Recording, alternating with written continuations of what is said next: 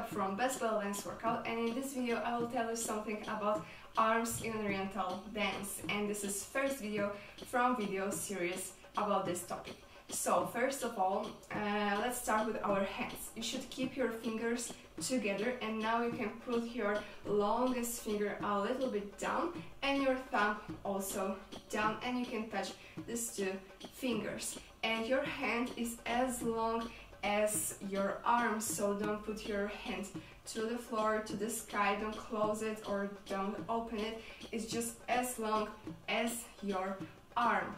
And now when you are dancing, mostly you will keep your palm down to the floor. Sometimes of course you will open your hand, but during, for example, snake arms, you should keep your palm down.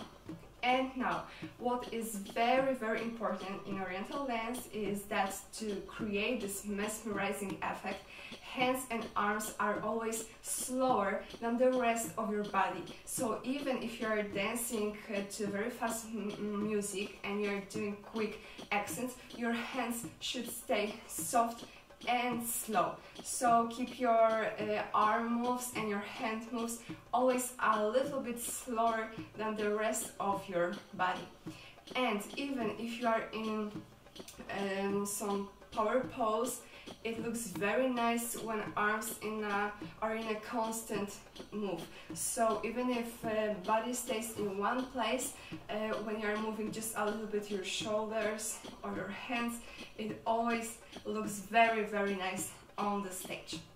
And the last very important tip is that hands are bringing attention of the audience. So if you would like to show some nice move with your hips, you can first put your hands close to your hip, and you can be sure that audience will notice that move. The same, for example, with your chest. You can first show your chest, and then audience will follow this move. And if you would like to learn more about oriental dance, check more videos on this YouTube channel, or follow Instagram, Best Bell Dance Workout, where on InstaStories and in Insta TV I'm posting every day Best Bell Dance Workout of the day. So see you!